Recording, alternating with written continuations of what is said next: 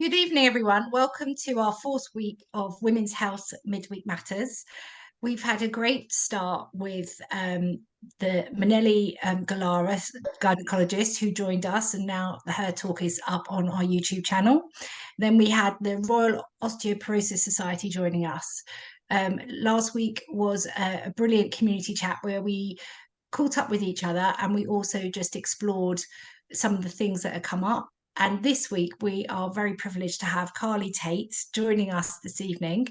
Carly first came to our attention when she had written an article in a mainstream magazine regarding her journey on pregnancy with cerebral palsy. How it didn't quite go as smoothly as she thought it might, and how the reception of the healthcare professionals was a learning curve for both her and them. We've invited Carly back to talk on all things women's health, and it gives me great pleasure to have you with us again, Carly. So thanks for joining us on Midweek Matters. Over to you. Carly, you're on mute. I think. Oh no. We've lost sound. Oh, we have lost sound.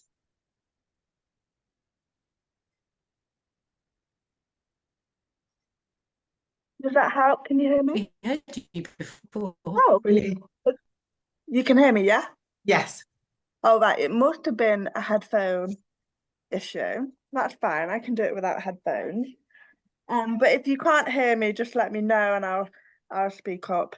If I'm a little bit breathless, it's because I am currently pregnant and I feel like I've got no room to breathe. So even when I'm sat here, I'm like trying to get a breath. So if I'm a bit breathless, that's kind of why. So please bear with me.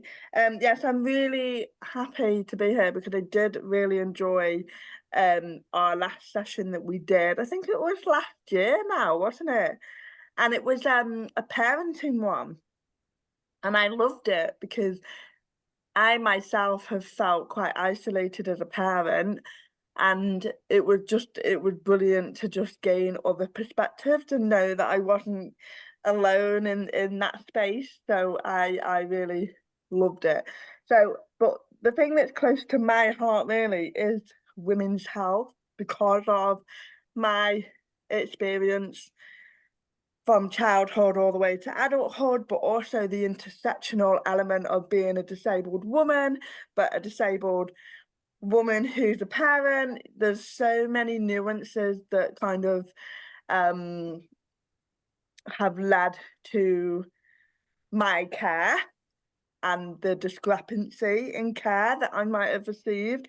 And now that I know a lot more about what's right and what isn't, I've definitely feel like with the help of the community, but also with my experiences, I've been able to advocate for a better experience now that I'm 37 and about to have my second child. So yeah, and I'm really happy to be here because I want to give you that same empowerment and that same knowledge and kind of say, you know, you're not on your own, because it's not great everywhere, but there are pockets of really fantastic care that you deserve as well. Fantastic. So no, yeah, I'm open to any questions, or I can talk about kind of one bit at a time. So why don't we talk about some of the things that we talked about in planning this briefly? Yeah. So if we take you back to being a teenager, and obviously being a teenage young lady, we have to go through the whole period journey, and I'm just curious as to how that was for you compared to your friends. Did you notice any differences? Were things awkward? Yeah. And how did your mom explore that with you? And well, I'm one of 5 girls, and I have a sister who also has CP. So my sister is a full-time wheelchair user and needs support with her personal care, whereas I didn't have as high a need in that area. So I think from the perspective of emotional and physical support, because I was the one that could do an element of my care, I was sort of left to it. And I wasn't in a family where the girls really spoke about their experiences. So I sort of learnt from a young age to lean on my friends more. So, you know, it was, when have you started your periods? What are your periods like? And, you know, that type of thing that you have with your friends. But what it did mean is that my periods, when I knew there was a problem with my period, because I had horrendous periods, and that is often linked to the maternal line. So I now know that my mum had horrendous periods, and my sister had horrendous period, my oldest sister, and I had horrendous periods. But because I was sort of left to it, I struggled with my periods a lot. And so it wasn't until I flooded the bed at my dad's house that he said, oh, and he said to my mum, I think you need to take her to the doctors, because I've not seen that before. And also, actually, at the time, it delayed a lot of my surgeries.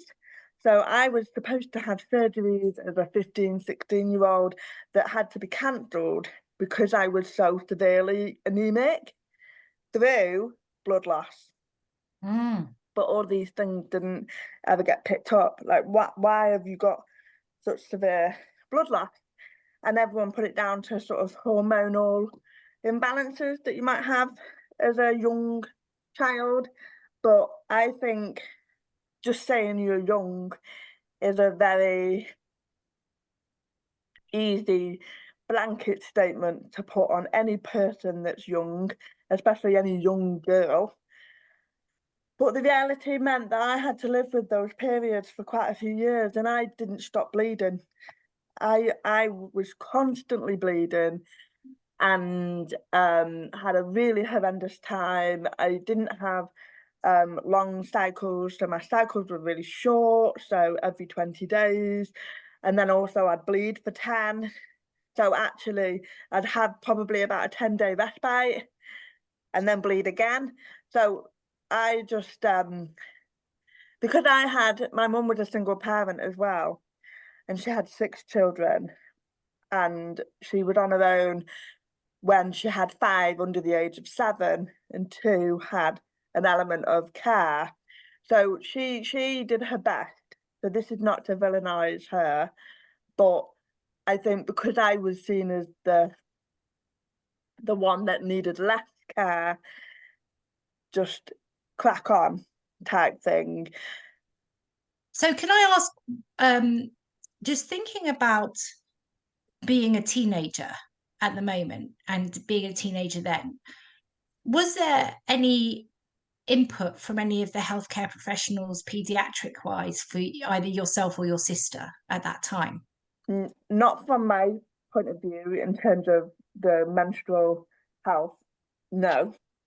There was for my sister, I would say, probably because of the level of care she needed. So I think there were conversations that were had for her, you know, what is a dignified process for her. And also because we never talked about our periods, I never knew what hers were like.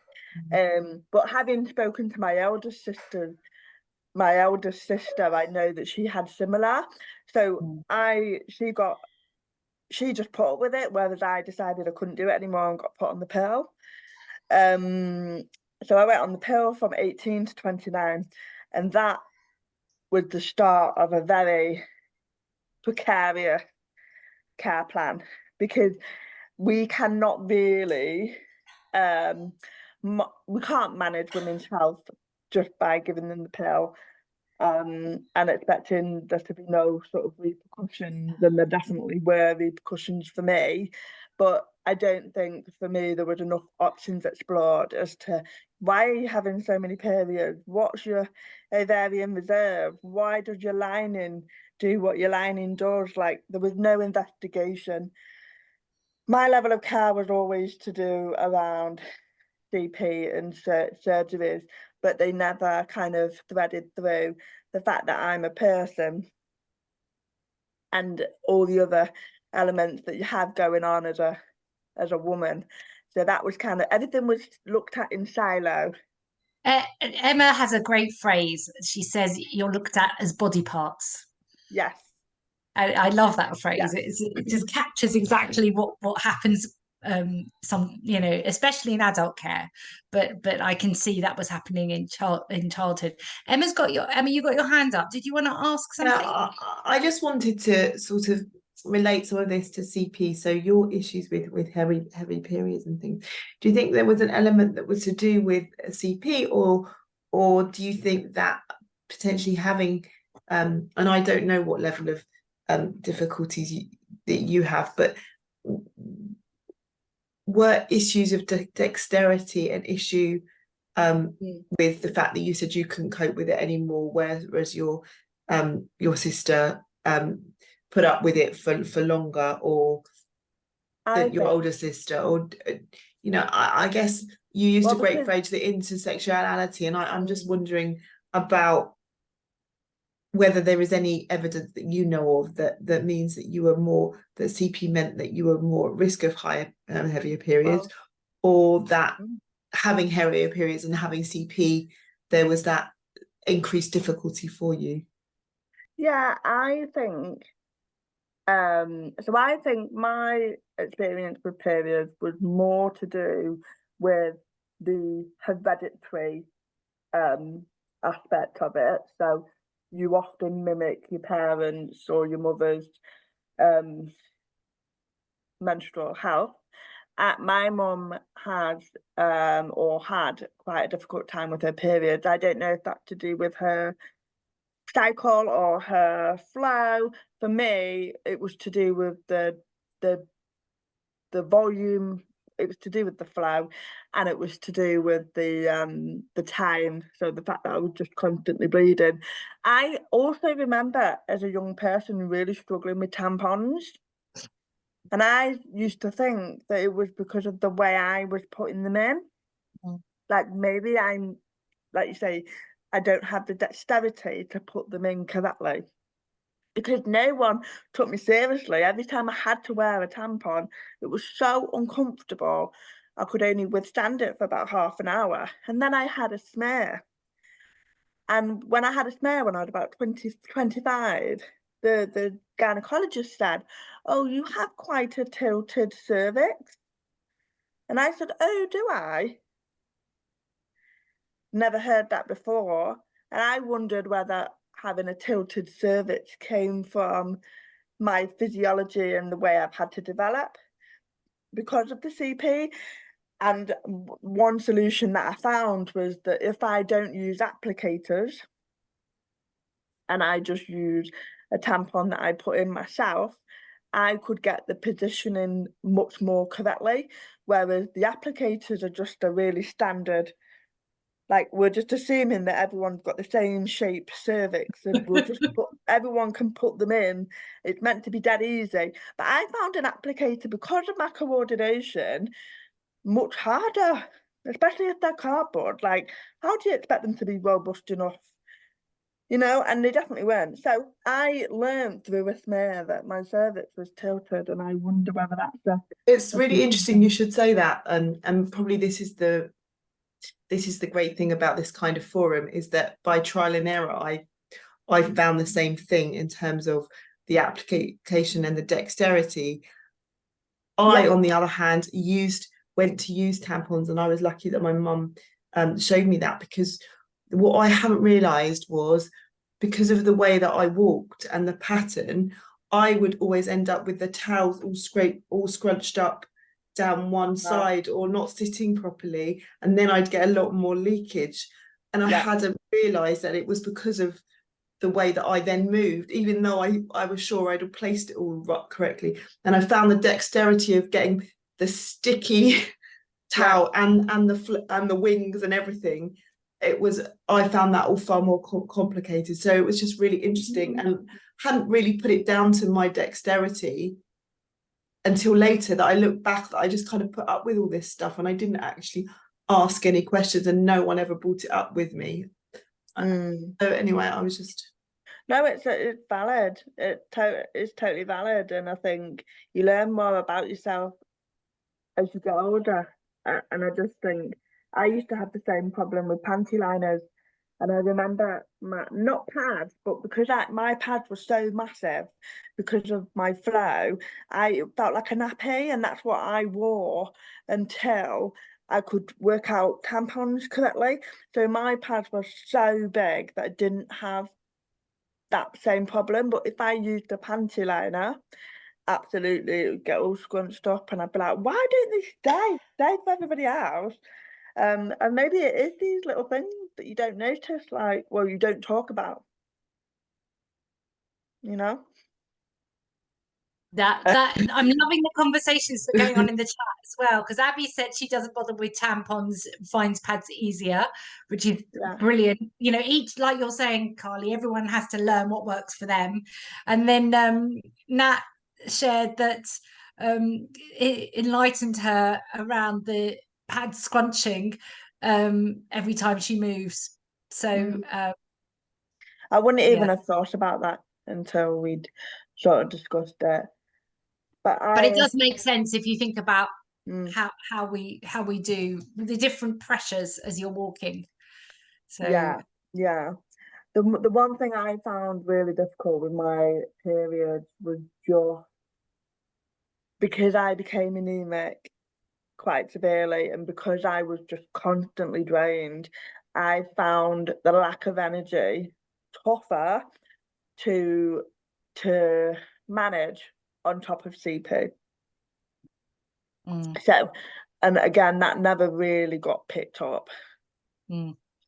So, and also the symptoms of PMS. So I had terrible PMS symptoms, which I also know that my mum did now, because obviously I went through menopause at 30. I started to have these conversations. I started to say, look, Mum, where has this come from? Because you went through menopause at 50.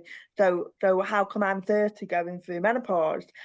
And she didn't really have any answers, but she did kind of what a lot of women that age might say to a younger person insensitively.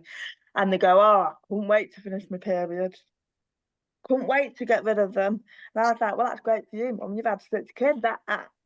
I just had my first. You know, I wanted another.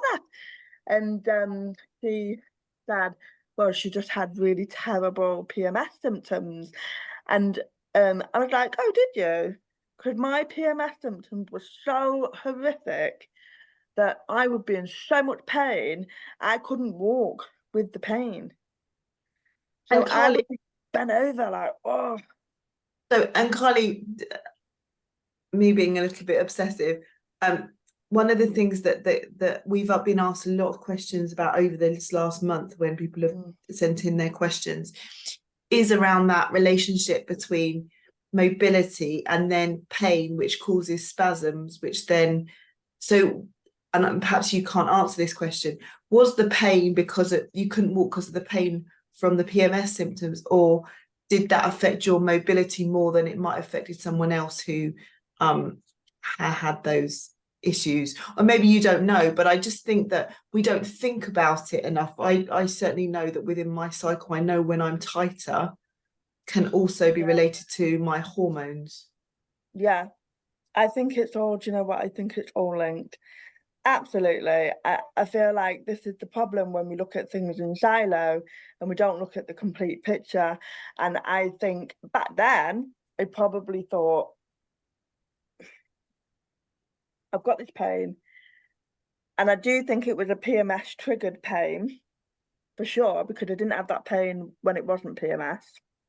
So the pain was triggered by PMS.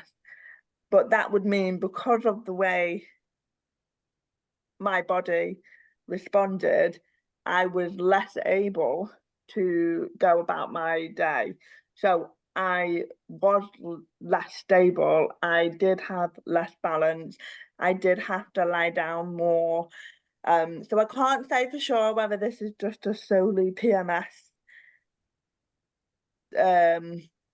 response, but I do think that CP didn't help with the going about your sort of day and managing. So I don't think the CP exacerbated the PMS symptoms. I think it was the other way around. So you've alluded makes to, sense. Carly, your menopause and after having a child, and we are privileged to know a little bit about your story because we've spoken to you, but perhaps you could take us back to the article you wrote and and what's happened to you, just to give people some insight into a little bit of that, so that they can understand where you're coming from. Yeah, sure. I'm happy to sort of explain it as top line as I can, but also to give you the detail. Because it wasn't an easy journey to being diagnosed. So I was 30 when I noticed symptoms. So by the time I was 30, I'd come off the pill. Because I was an athlete, I didn't want to have anything additional in my body, so I came off hormones, just to sort of belts and braces, make sure you're not ingesting anything that might be illegal. So I came off the hormones, and because I was training so excessively, I wouldn't say excessively, I would say I was training within the boundaries of what I was meant to be doing, but it could be, well, if I look back at how much training I used to do, 20-year-old Carly would not have believed it. So I got told that, oh, your periods are not there because of your sport, because you're training. Don't worry about irregular periods. So I didn't, to be honest. But when it got to the point where I wasn't having periods for about 70 to 80 days, and I kept taking pregnancy tests, thinking, oh, I'm pregnant, oh my God, because I didn't want to be at that time. That's when I raised the sort of alarm and said, is this normal not to have periods for this long? And everyone told me it was because of sport. So I'm 30, and then I retired in sport. I retired in my sport at 31. What did you do, Carly? So I was a wheelchair racer. And I did actually think that it made sense, to be honest, because as a wheelchair racer, you have to bend over. So your chest is sat on your knees. You're lying your chest on your knees. And I just thought, that's actually quite a lot of pressure to put the lower half of your body on, even though you're not using the lower half and you're using the upper half, you're still using your core, your hips, and you're still condensing your body into a tiny space. So I thought, that sounds plausible. But no one ever checked my hormone level. No one ever really flinched at my history of periods, and so no one really connected any dots. But I was finding it tougher to recover, and I was finding it tougher to manage my weight. CP and my weight has always been an issue. Always. Like I have always wanted to be slimmer than I am. And that is a product of growing up in the 90s with diet culture.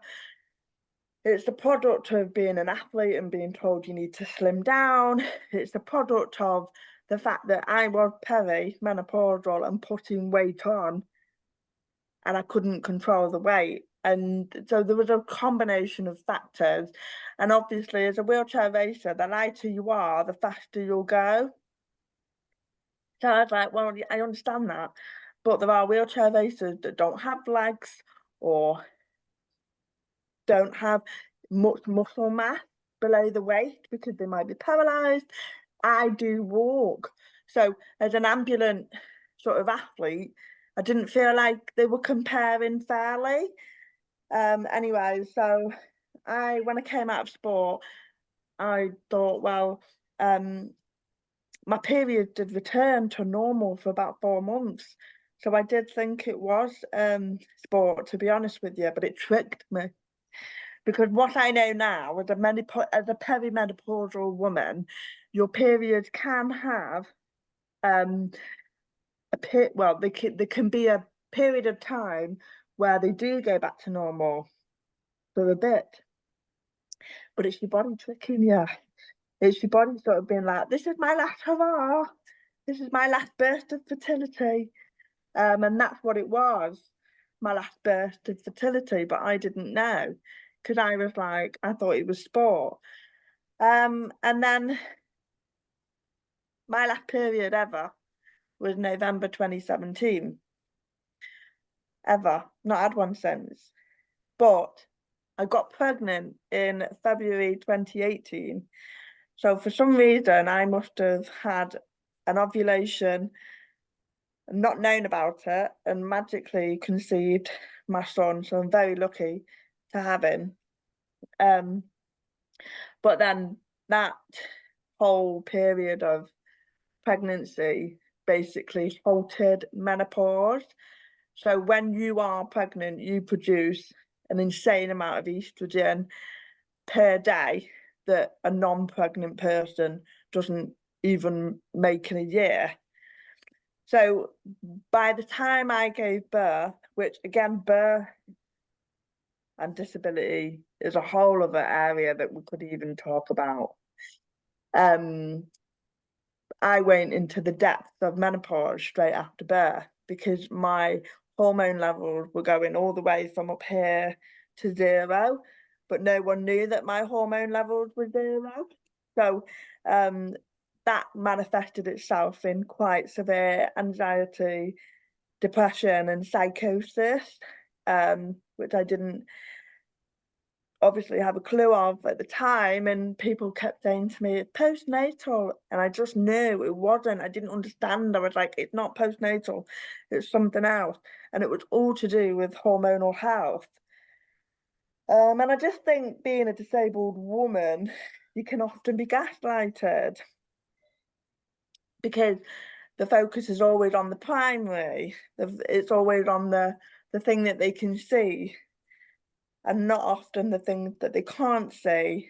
And I was told once during my many GP appointments that I would go to the GP every month, I was told, well, this probably is your new normal now. I went, what's my new normal? Not having periods or feeling completely desperate?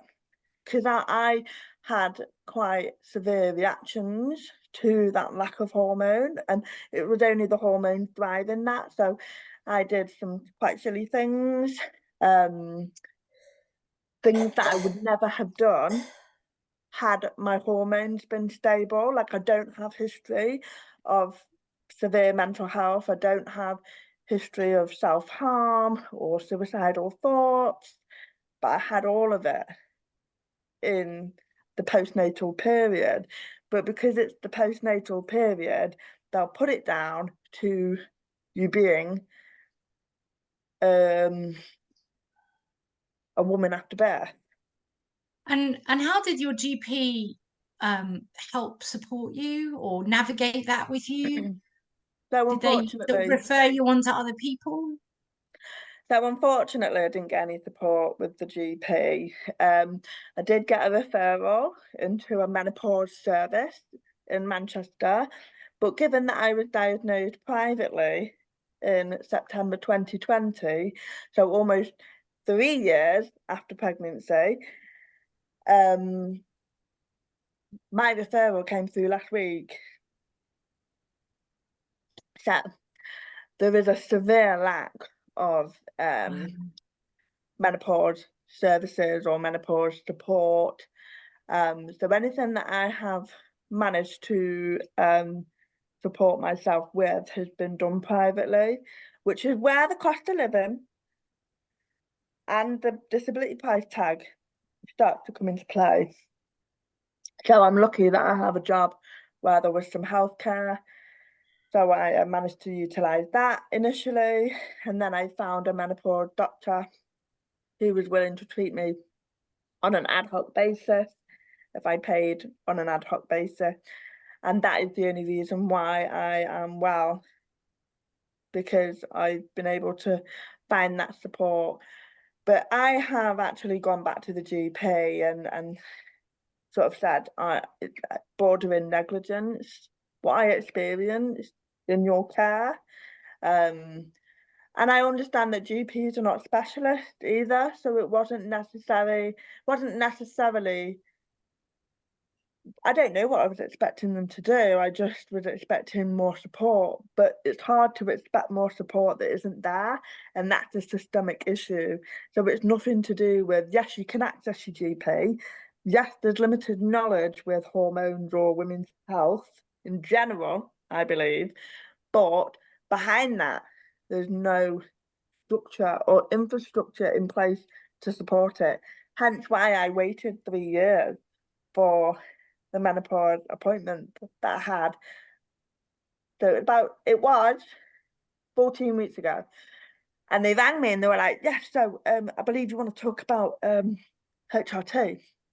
And I said, well, I'm currently pregnant because I've gone through a donor IVF journey. So some wonderful woman who I don't know has given me her eggs, and I'm currently pregnant, which is unbelievable. It's been years in the journey, but so the menopause specialist, they were like, oh, fantastic, you're pregnant, right, okay, we'll give you a call in a year. I went, no, what am I supposed to do after birth? Tell me, how am I supposed to give birth and then be okay again? Like, I'm going to go through menopause again in 77 days. And I'm a bit terrified, if I'm honest with you, because I still haven't got the right advice. However, because of my experience at the first time and the fact that I accessed support, that a lot of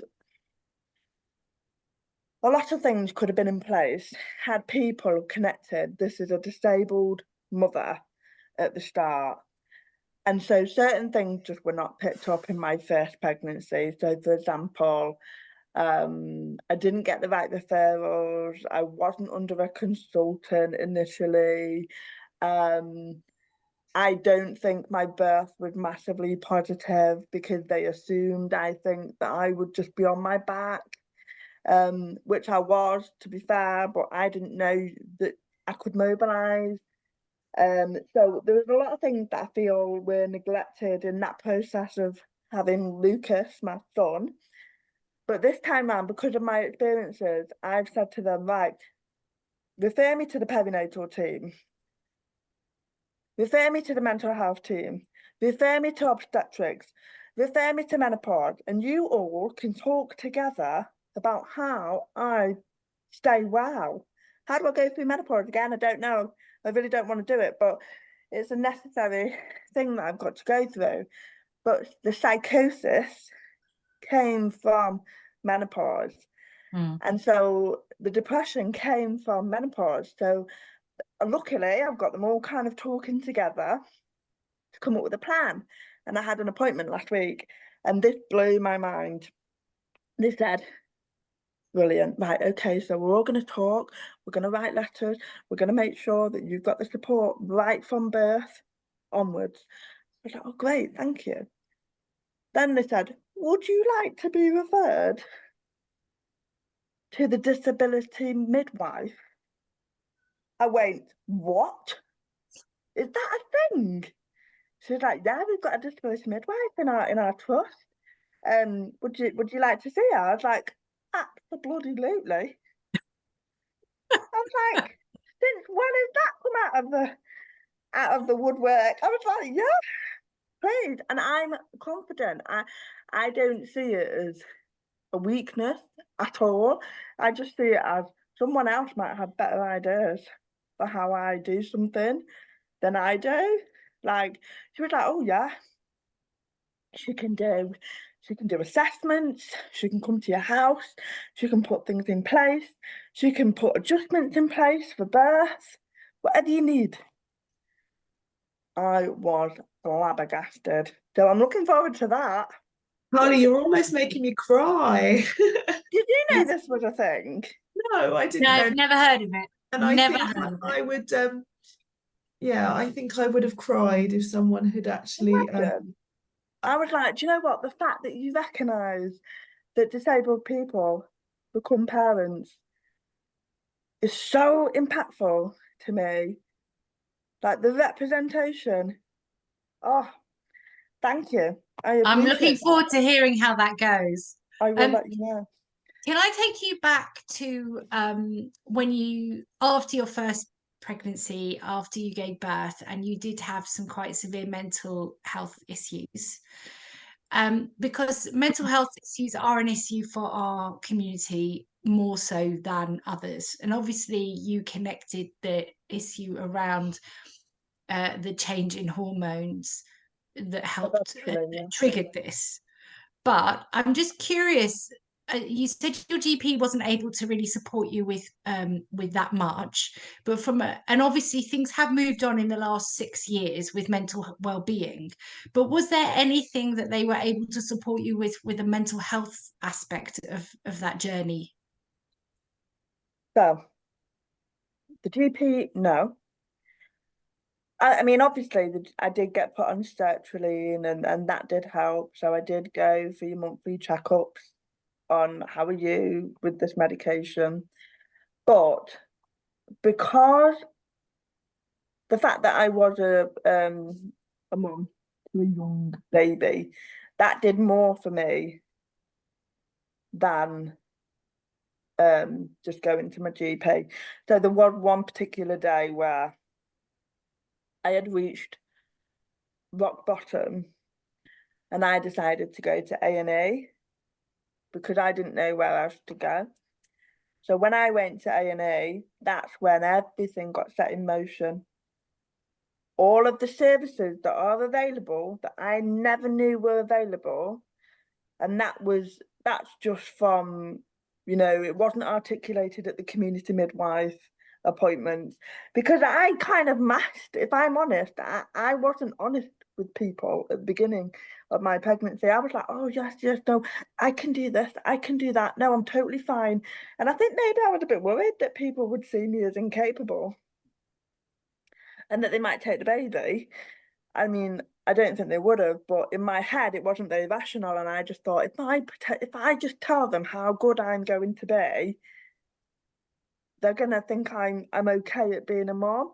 But in reality, I was really scared, didn't have a clue what I was doing, and I think because I was pushing this narrative, they didn't flag anything with me. So if I'd have been a bit more honest with the professionals and been like, oh, I'm really worried about this actually, maybe I could have had different advice. But when I went to A&E, I did get referrals into perinatal. I did get more referrals into the community team. They came out. The crisis team came out. The perinatal team came out. I then ended up with a referral to Home Start. And a lot of what I was experiencing as a disabled mother could have been prevented. So the isolation, the struggling with commitment, equipment, struggling with mobilizing with the baby. Yes, there was a hormonal issue there that was completely driving my moods, but the day-to-day lack of support was compounding the hormonal issue.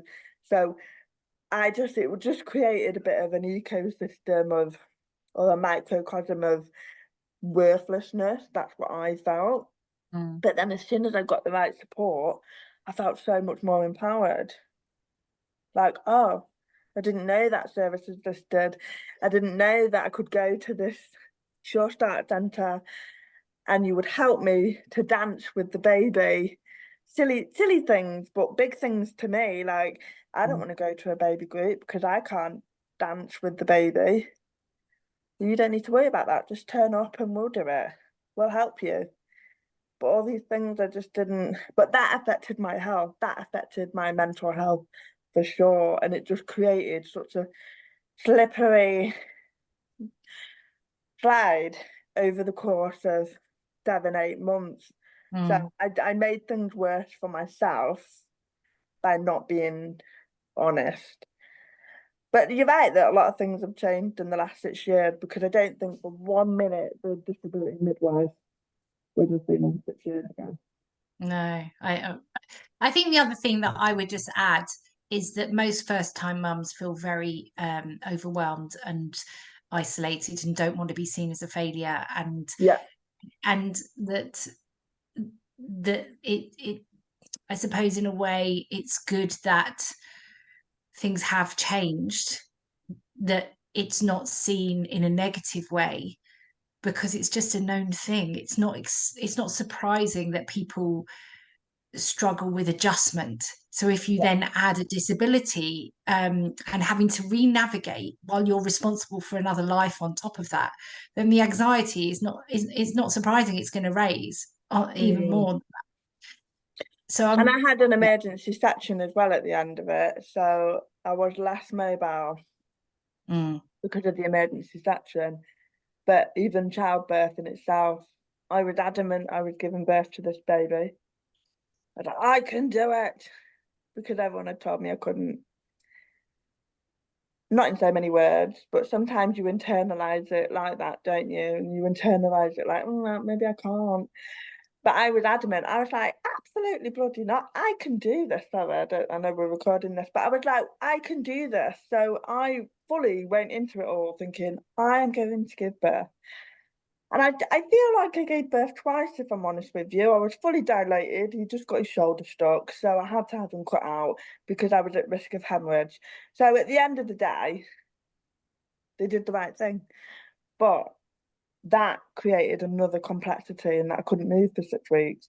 So by the time my partner went back to work, I was literally like, oh my God, he's been doing everything.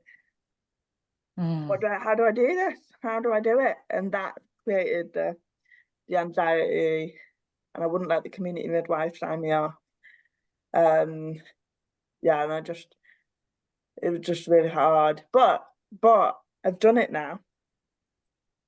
And in my head, because of the fact that I did it with the right support eventually, that kind of gave me enough power about me to go, I want to do this again. But then when I wanted to do it again, that's when I got told I was in birth house. So then I was like, right, okay, let's try this again. What we're going to do, how we're going to have this baby. But I do think with CP, there is an immense amount of tenacity about you, and that isn't obviously always, that's an environmental thing. I think it's, the fact that you've had to push through all these barriers, whether you want them there or not, it does mean that you are completely, well, it does mean you're resilient, and it does mean that you fight for things that you want. And that's not always the right way of going about it. I'd rather be resilient for other reasons, rather than the fact that I have to go through all these barriers all the time. But I wasn't going to give up. And I think if I take sort of one positive from CP, or even two, it's that, yes, I'm resilient and I will get what I want and I will fight for it, and I'll make sure that, whatever happens, I see something through. And the second of all is, my son is growing up in a household where his dad's ADHD, his mum's got CP. He's learning differences naturally. He's such a loving, caring boy, and he's such a pleasure, and I'm so proud of him. And he never complains. And like over time, I have sort of, sometimes it's easier to ask him to do something than it is for me to do it. So we'll be like, Lucas, can you just go and get mummy this thing in the kitchen? And bless him, he's like getting his steps out to get up and grab something from the worktop. And I don't apologise for it.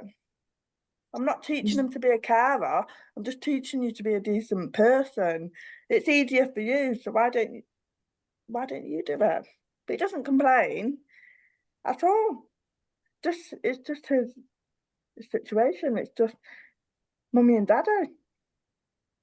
I think it is a really lovely, authentic dynamic within the home, that everyone has their things that they can help support each other with, and to know at such a young age that he can not do something because it's a favor, but do something because that's what you do. You all support each other at such a young age is an amazing life lesson. Sorry, Emma, you were going to say something. I'm hoping you're going to say you do the same. Miriam spends a lot of time in my house. She knows how capable my children are. And again, I don't see them as carers. We just work together as a family. And that's how I see it. So I wouldn't, I don't think about it like that. I wanted to open the floor to everybody else to ask you some questions. But I also, just briefly, because I know we've touched on it before, you touched on birth, and you touched on the fact that things didn't go so well for you during birth, and also that you were very determined to have your own birth. Sharing my experience, they were never sure whether I could give birth naturally or whether I'd need a C-section. And my fear of having a C-section was cutting those muscles, and therefore the time it would take me to recover and get my balance back. Unfortunately, I was able to give birth naturally. And it kind of leads me on to because we talked about it last week, we've talked about it before, I guess your experience of women's health in terms of gynecological experiences, smears, mammograms, and just sort of investigations, I suppose, which I can only imagine that you've been through quite a lot with all your various different stages of both IVF, I presume, and also kind of pre and postnatal, but as well as a woman growing up. I just wanted you to touch a little bit about give us your experience, or maybe your thoughts about it, and how you've navigated that. Yeah, so with any investigation, whether it's a smear, I actually used to have quite a lot of investigations into things like, which again I think is all CP connected, coming back to it, because I used to have incredible pain during sex, and I used to think that was me, or was that potentially something else underlying? And I got investigated for things like endometriosis and stuff like that, because I was like, why did it feel so sore? And I think there was a lot of like vaginal dryness and stuff like that was also impacting it. So when I would go for investigations, often I felt a bit uncomfortable to talk about my sex life to people, but it was almost a bit like, yes, I do have one, and these are the things that I'm experiencing as part of that. And so I never had difficulty accessing investigations. So, for example, I could attend smears and have internal investigations. The things that I found difficult were things like, I would get people to help me onto the beds because they're so bloody high, and I'd be like, how do you expect me to get up there? So they would help me onto the beds, or sometimes, when you think you've opened your legs as wide as you can, and they're like, can you go a bit wider? And I go, no, can't. So can you do it? Or there's ways that they can tilt you or support you with positions and things. So for me, it was all just about honesty. It was all about like, just tell them what you can do and what you can't do, and then eventually you'll sort of work it out. And often in certain investigations, you don't know what you can't do until you're faced with the actual investigation. And so you then learn for next time, like, okay, the next time that might arise, I'm going to ask them to do it like this, or just advocate for your needs, please. But I do feel like I've had every type of investigation that I could potentially have, you know. I'm not exempt to other illnesses and other conditions, which I think is the same for anyone, but often it's going back to that gaslighting. People just see you as a singular entity or a singular impairment, and they don't often connect the dots. So you have to be like, yes, I am a disabled person who's sexually active, and that needs looking at. I've been to sexual health clinics and all of these things. Like, you're not exempt from any other type of investigation, but often I think those differences get missed. So, the fact that you go somewhere and there's literally zero disabled parking, and you're like, right, so do people that go through menopause not need disabled parking? Or do you not need disabled parking if you are going to the sexual health clinic? Like, I find it quite different in different spaces, it's really strange. Yeah. So we And have you had a mammogram as well? Or No, you not yet. not No, but needed I yet? have recently gone to get my boobs checked, not with a mammogram, but I did go and get them checked because I feel like, because of my history with so many problems. So I've got osteopenia now because the menopause wasn't captured soon enough. So I wasn't on HRT early enough. So I've got that now. And the fact that, I'm infertile, IVF, the CP, a bit of arthritis, hearing impairment, I feel like it makes you a little bit more, it made me definitely a little bit more kind of jumpy.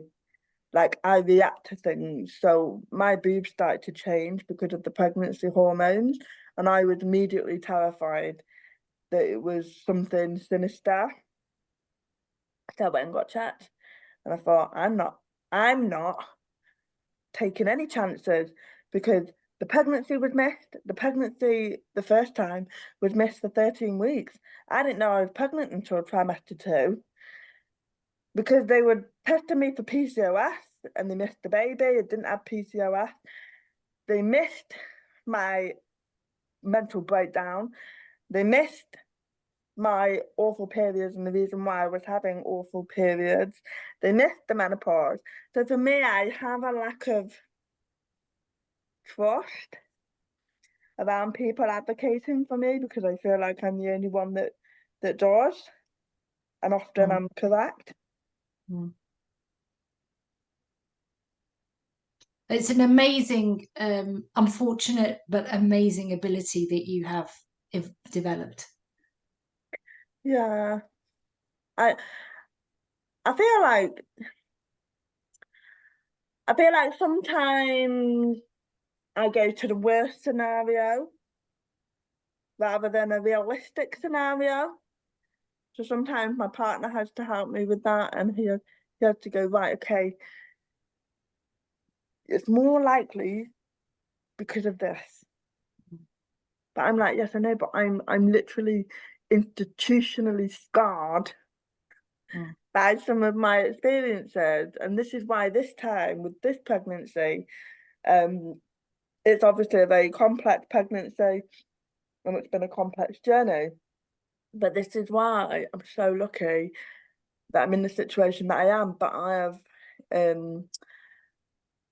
I have brought a doula on board to support me during antenatal and also postnatal, because I just want somebody a bit more human to see me as a human, and as just a mum that's having a baby, and just to not dismiss me. And I feel like I need that support this time round, and I don't think anyone meant to dismiss me. But I think sometimes, there's a bit of a symptom of, understaffed, under-resourced. We'll deal with what we can see. And, you know, you don't get a huge amount of support in that in that menopause or menstrual or childbirth or pregnancy. You get a lot of support during pregnancy, actually, but nothing, there's no aftercare. So I've been very fortunate that I've been able to do that. So I feel a little bit more prepared, but only because of the absolute awful time that I did sort of have to go through the first time. But it must have all been worth it because I want to do it again. So it's not all bad news, you know? Can I ask you, you touched on the fact that you said you had osteopenia. Mm. Can you share with us a little bit about how you discovered that? Yeah, so when you get diagnosed with premature ovarian insufficiency, which is what I have, which is basically terminology that says you've got less eggs. So PLY can be picked up at any stage, really. And had that been a thing when I was a teenager or early 20s, they would have known that I had PLY because you can test how many eggs you've got with an AMH test. But because it wasn't picked up until I was post-menopause, what people think is that they're two different, they're the same thing. POI and menopause are not the same thing. POI can eventually turn into premature menopause because you've got less eggs. So for me, when I was diagnosed with POI, I just reached out to organisations that could support younger women that go through menopause, and I got some fantastic advice. And they said, right, because you're so young, and by the way, I'm not the youngest, there's people in there that are 15 onwards. It happens to women under 40 of any age. You can just have your first period and then never have periods again, you know. And I was just lucky in the sense that I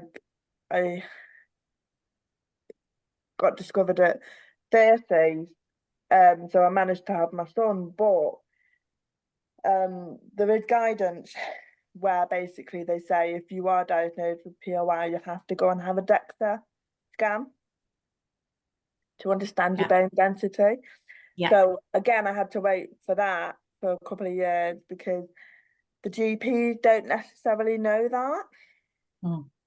So if you know and advocate for yourself, you can go into a doctor and say, I would like this.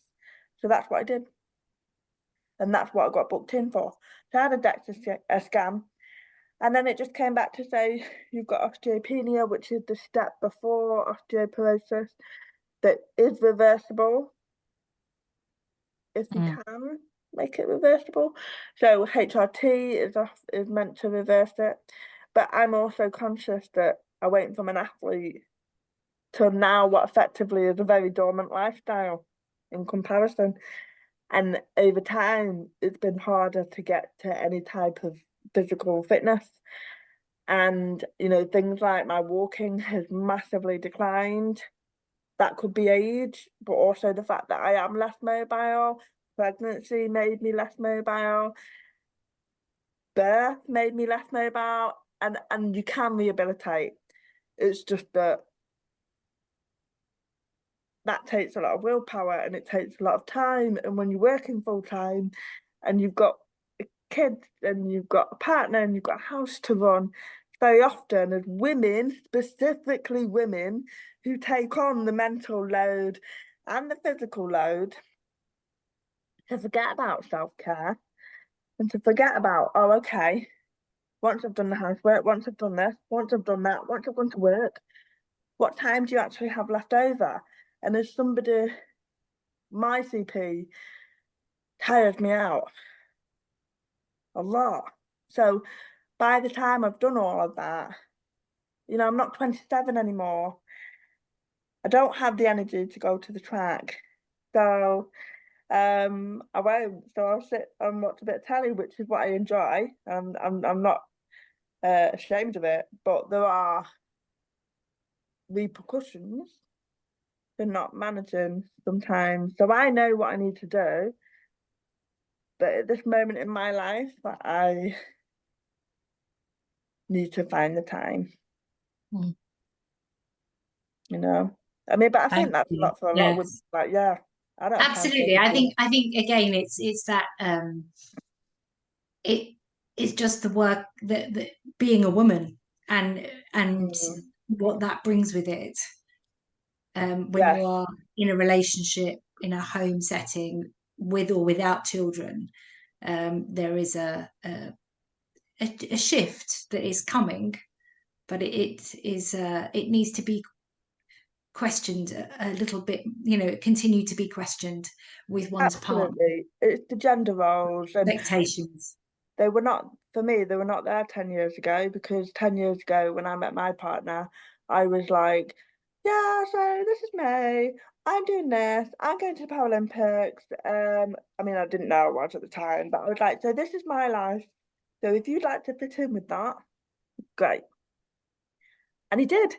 But then 10 years later, you want the same things. You go back to sort of a normal kind of life, and then it's just so easy. It's so easy to switch to that.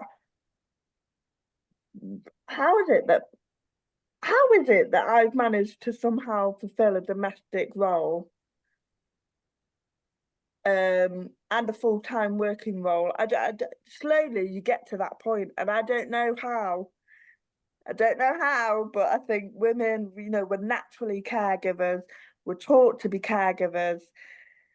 We're taught to be useful. Mm.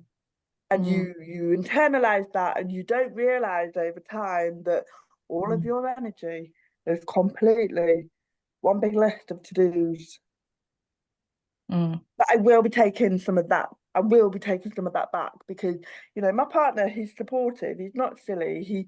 He knows that my walking has suffered. He knows that my mobility is not great. Pregnancy at the minute, well, just in this is current state, we'll just deal with it. But after birth, he knows that I want to be like, babe, I'm sorry, here's the baby. I've really got to go and sort my walking out. I've really got to, and it all comes from core. For me, it's the lack of core, which is another Mm. reason why I'm a bit scared of the C-section, to be honest. So, but I'm scared. I'm a bit like, I don't know what I want to do for any type of birth. There's pros and cons for everything, but I do know I'll get it. I'll get So what myself I'd back. say, Carly, is that what will be, I know this sounds, but what will be, and you worrying about that bit of it before is not gonna, it won't change the outcome, Yeah, will it? true. And that even post C-section you can build up your core. And just to reiterate some of the messages that we had from last month when we were talking to a great researcher talking about osteopenia, talking about the importance of movement, just a little bit more than you did the day before is all that anyone's asking for. So the expectation to go running around the track straight after birth isn't there. Just be kind to yourself too. It sounds like you're going to have a lot on. There is loads of people in the chat saying how amazing you are. I have to agree. You've told an amazing story. I wanted to use the last 15 minutes to bring other people in and to ask them questions from the chat. Is that okay with you, Carly? Oh, definitely. Sorry, I Okay, have so just been railroad in the conversation. Happy Not to at all. answer That's any what we questions. invited you here to so share. I'm going to remove Mim. Not that we don't love her Thank face. you. And I'm gonna ask you a couple of questions in the chat, and if anybody else has questions, Mandy's got a question, I'll bring her in too. But I just wanted to bring Abby in. She had a question a while ago, but I just didn't want to disrupt the flow of the conversation. And she said, when you were talking about your little one, does he understand mummy has a disability? So he understands that I am different. He doesn't really understand disability, and especially not in the way that I prefer to talk about disability. So I don't talk about disability from an ability angle, because I don't believe it is. I very much prescribe to the social model. So I say the word I'm disabled, but I believe disability is an experience rather than it being anything to do with a health condition. I think health condition and disability are kind of two different things. So I'm trying to raise him to understand the potential barriers. So I'm trying to create an inclusive thought process for him, so he understands that I struggle with certain things. He knows I have a crutch, he knows I have a wheelchair. He doesn't question those things. He often, which is interestingly enough, I've started to notice, he'll question it about other people. Which I was a bit uncomfortable with at first, because I was like, oh my, am I not doing a good enough job to sort of highlight these differences that people have? But he came across somebody with dwarfism the other day, and he said, why is that man small? So I had to explain, and I said, well, do you know how mummy's different? And he said, how's mummy different? And initially he said, because you're short, which is true, because everyone in our family is really tall. And his dad is 6'6" and his uncle is 7'3". So when I get together with that family, I look really tiny. And I said, well, yes, mummy is short. Yeah, but why else? So I have to say, well, you know how I use a crutch sometimes, and we park in the disabled spaces. So he gets it. But I think he'll understand more as he gets older. So what I'm trying to do is make it age appropriate for where he is now. But it doesn't bother him. Sometimes he'll go, oh, what he likes to do at the minute, because he's just started school, is he likes to get to school so that he can run around in the playground before the gates open. And I don't like doing it because there's nowhere to sit. So I'm not standing in the playground for as long as more than is necessary. And so this morning he was like, Mummy, I want to go in the playground. And I said, no, I can't stand up, Lucas. So there's a bit of that where I have to keep setting my boundary. Like, I don't want to do things just because he wants to do them. He's got to learn that I've got to be safe. Yeah. You know? Yeah, it's not all about I know your child and you want to do everything for him, but at the end of the day, it is about your safety and your health. Yeah, I think when you've got a little one and you have to make those decisions, sometimes that's more difficult. That you have to balance your health and safety needs. I think that's what Abby's Exactly that. saying. I don't want to compromise myself. So he kind of is learning those boundaries a little bit. But also his dad does stuff with him that I just won't do. But it bothers him actually. It doesn't bother him, but he'll always say, but can we go with mummy as well? And so I'll go, sometimes I'll say, if I really don't want to go, I'll go, no, it's okay, you go with daddy, I'm fine. But sometimes if I really want to go, Matthew, my partner, will work out a solution so we can all do it. He's turning into a right little ally though with blue bad spaces, which I've inadvertently created because he was like, why does our car parking space have a blue sticker? So I had to explain what it was. And then now we'll pull up to the co-op, which is our favourite midweek shop, and we'll pull up and he'll go, Mummy, that car hasn't got a badge. And I'll go, oh, you're right. Oh, they're a bit cheeky, aren't they? And once the person came out and I had to be really careful because he was only 4, but at the same time, like, you don't know sometimes what confrontation does. And this person came out of the store and he just went, you don't have a badge.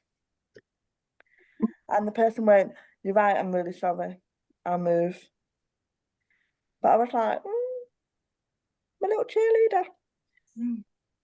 But then I also think, oh, please, let's not have a massive confrontation outside co-op.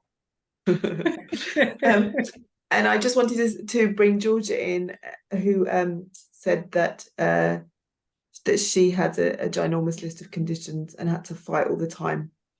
And they found out that her folic acid was low, and they've put her on an implant. I think what's interesting is that, and this is why I love these sessions, is one, I hope that if someone's sitting here thinking, actually, I really need to get the energy and go back and fight that, because, you know, I can have a different outcome. It's really sad to say that we have to keep fighting and advocating, but I think hearing your stories kind of gives people the energy to go back and fight. So that's what's, for me, what's really important, that we keep talking about it.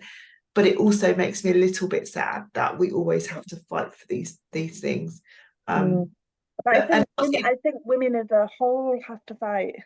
I was just going to say, but what's really interesting is, and I think what you've highlighted for me throughout this conversation, is that some of these things are not CP related. They are related to being a woman, but having CP sometimes either complicates situations or masks what's going on. The phrase that we learned a few years ago was diagnostic overshadowing, which means that people don't look at, you know, they presume that it's CP related before they investigate underneath. And I think that's something perhaps that you've experienced. I think that's a much more accurate description than gaslighting. I kind of come to it as gaslighting because often I'm not validated. I can see both sides of it, but I think, you know, and I think we're very generous in your acknowledgement that healthcare professionals are overworked. There isn't the resources, there isn't the staff, and also I think people are trained, as somebody who's worked in the health service, to look for the obvious first. But what we just want people to do is, once they've ruled out the obvious, to go just that one step further. And I think that's why it's really important that we have a voice and we say, actually, I'm not with this, and instinctively we know our bodies best. And also sometimes it's not always the one person that you see.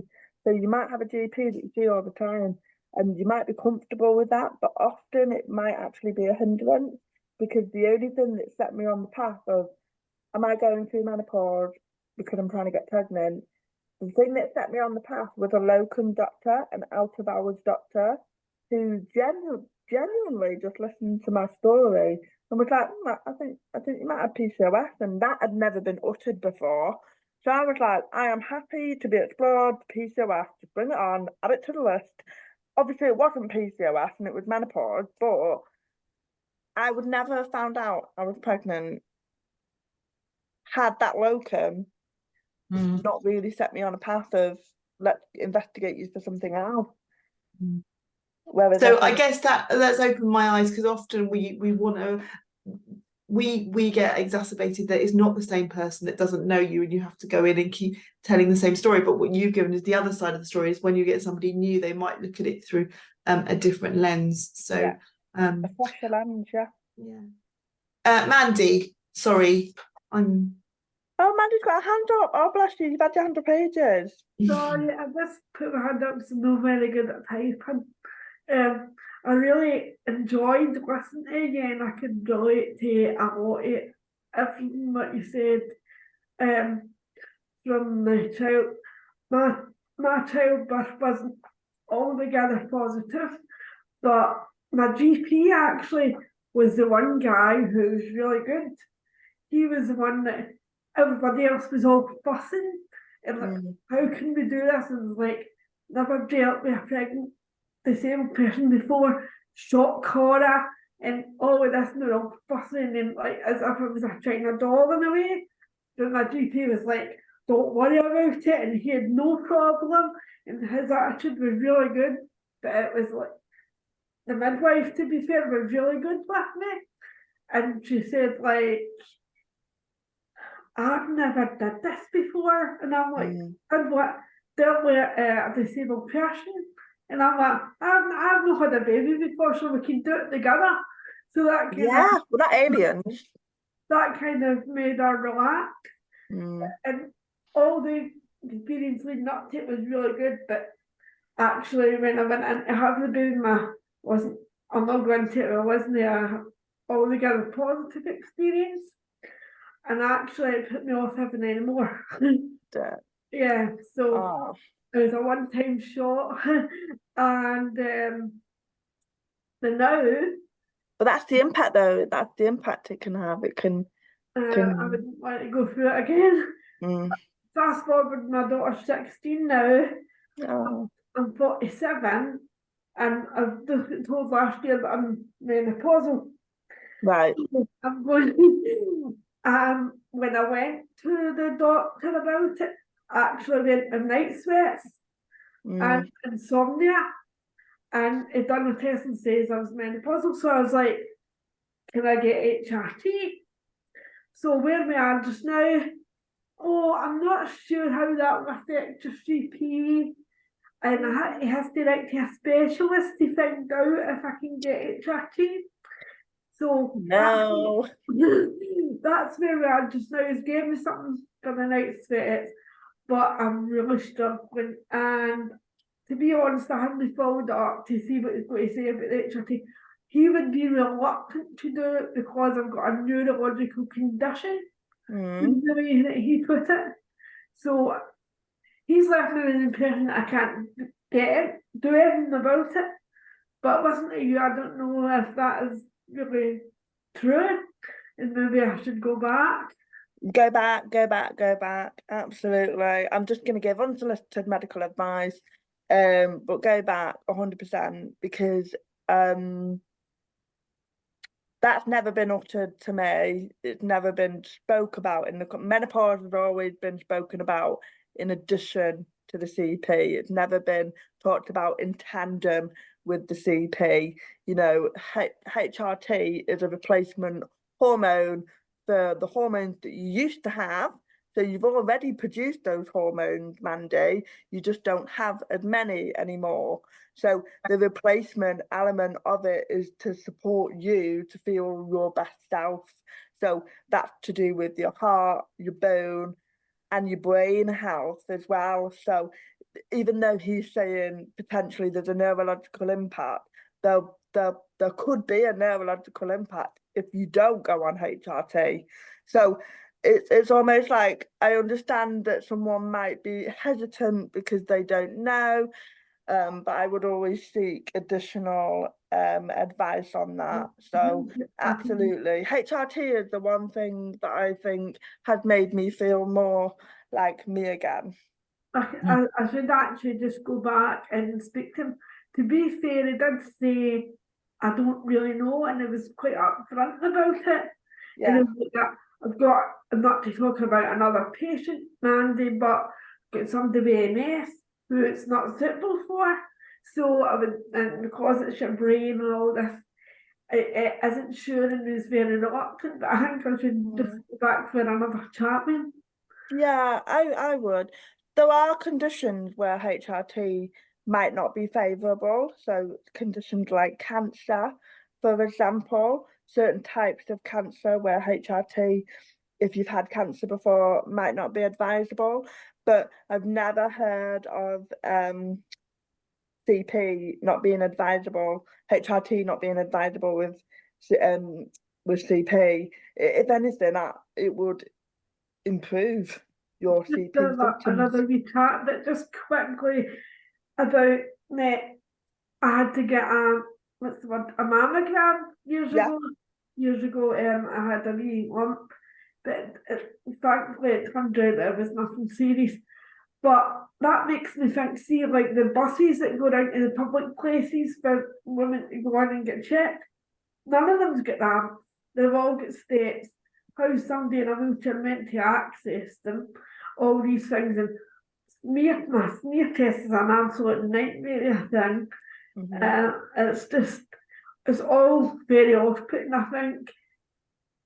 So Mandy, I not what that I wanted to jump in, just but I don't know if you were here for the talk with Manelli Ganara, who came on, who was a gynecologist, because I think if you, I wasn't there. you look at that one, it's on our YouTube channel.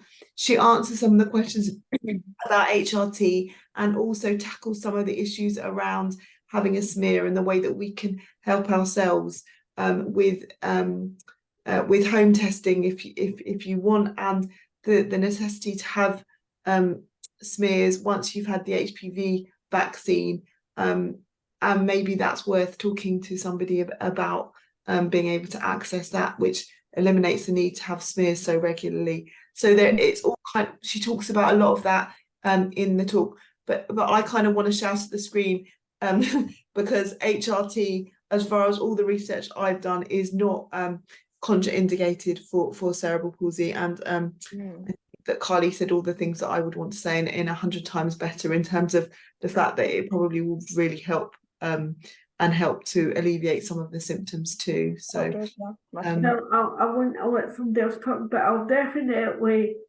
go back. But just thinking, I actually started my period when I was 8 years old. Okay. I was very, very young when all that started, and my sister, in comparison, was nearly 15, 16, and I don't know if the CP maybe blamed it on early, and maybe now that's why I've been in early menopause. Well, I'm 47, but he said that's early menopause. I do think there's a link. I think there's a link between menstrual health and menopause. I do. Personally, there must be a reason why my periods were so bad, and the fact that I've completed my periods earlier. I think my theory is that my body was shooting out eggs, which was basically increasing my progesterone, which increased my lining, which made my flow extremely heavy. And I think that, and I've sounded this out with a professional, and I said, does that sound plausible that I was just in overdrive as a young person? And she said, yeah, it does sound plausible, but we don't often investigate young women, or we don't look back at history enough. And also I wondered whether or not is the fact that I was born with less eggs, because for 90% of women that are diagnosed with PLY, it's spontaneous, so they don't really have a reason. The only reason they can put it down to is you were born with less eggs. And I thought, oh, well, I was born 10 weeks early, so does that mean that I didn't develop fully enough and it halted egg production? But I don't think that's the case. But these are the thought processes I had to try and make sense of why me, you know? I think that I think this is another session that we've got more questions than answers, which just really highlights the need for research, whether it's to do with CP, whether it's to do with CP and women, or any aspect of the life course journey that we take as women. That intersectionality of disability and being a woman brings its other so many questions, which, like you said earlier, we're only just really getting to grips with women's health, in the last couple of years, really. Yeah, because menopause was an end of life experience in the 20th century. So, we don't take into account that women now work, have babies later, have lives, have social lives, and do all of that. And then all of these issues come to play in the 21st century, but it's been so vastly underfunded and under-resourced. But yeah, no, I'm happy to use my voice to say, like, this is what happened to me, and doesn't mean it'll happen to you, but this is what I learned from it. Well, I'm very pleased that you're going to be slightly busy in the short term and spend a good amount of time looking after yourself. Before we wrap it up, is there anyone else who has a question they wanted to ask? Before okay, I just want to say a massive thank you, Carly. It's been brilliant. It was brilliant when we had you on the parenting panel last year. It's I think like Emma was saying at the beginning, having heard the professionals and now hearing it from a member of the community who really has been through the ringer, by the sounds of it, quite a lot, and come out with head held high and looking very positive at the future, knowing how to advocate for yourself. nothing but thanks for you joining us this evening on Taken Midweek. 37 years, but if I can make it a bit quicker for someone else, you know, you're not a nuisance and you have every right to access the care that you deserve because you do deserve it. And that's the biggest thing, is like see the value in yourself and just be sort of saying, no, do you know what, I'm not putting up with that. And it comes from a lifetime of being sat in medical rooms, not being spoken to, but being spoken about. And that is the crux of the issue. You learn from a young age that your voice is not the voice that they need to listen to. It's your parents' voice or it's your carer's voice. And so you don't often learn how to exercise that voice. So that's one big thing that kind of my experiences have taught me, is that I absolutely will speak up on my issues.